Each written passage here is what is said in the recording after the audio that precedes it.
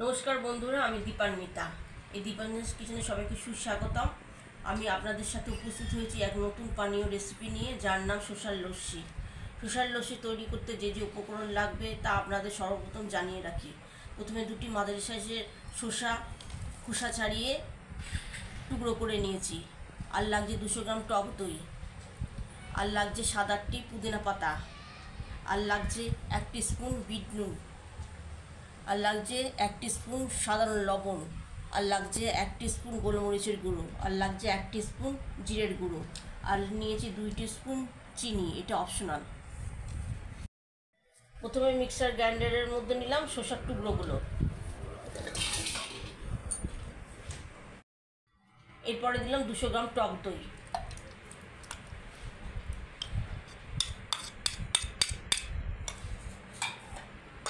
আর দিলাম পুদিনা পাতা। এগুলো এবারে একসঙ্গে মিক্সার গ্রাইন্ডারে পেস্ট করে নেব। এবার আমি মিক্সার গ্রাইন্ডারে মিক্স করে নিচ্ছি।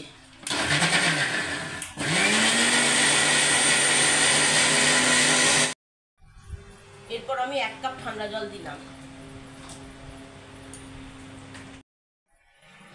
ঠান্ডা জলের পরিবর্তে আপনারা 7-8টি বরফের টুকরোও দিতে পারেন। এরপরে দিলাম 1 টিস্পুন বিট নুন,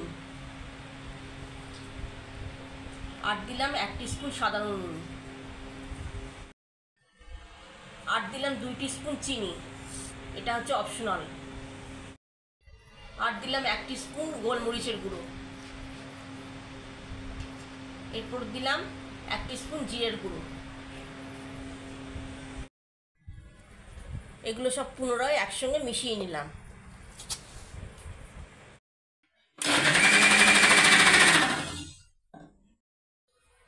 আমার শসার লস্যি তৈরি হয়ে গেল। এবার আমি 2টো গ্লাসে সার্ভ করে নিয়েছি। এর উপরে একটু জিরে গুঁড়ো দিয়ে গার্নিশিং করে দিলাম।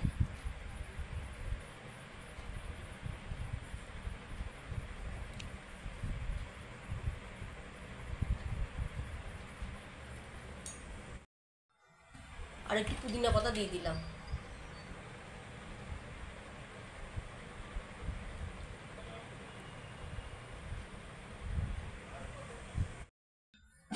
আমার রেসিপি তৈরি। আপনাদের যদি এই রেসিপি ভালো লেগে থাকে তাহলে আপনারা লাইক, শেয়ার, কমেন্টস করতে ভুলবেন না, এবং নতুন দর্শক বন্ধুরা আমার চ্যানেলটিকে অবশ্যই সাবস্ক্রাইব করে দেবেন। আজ এতটাই, সকলকে ধন্যবাদ।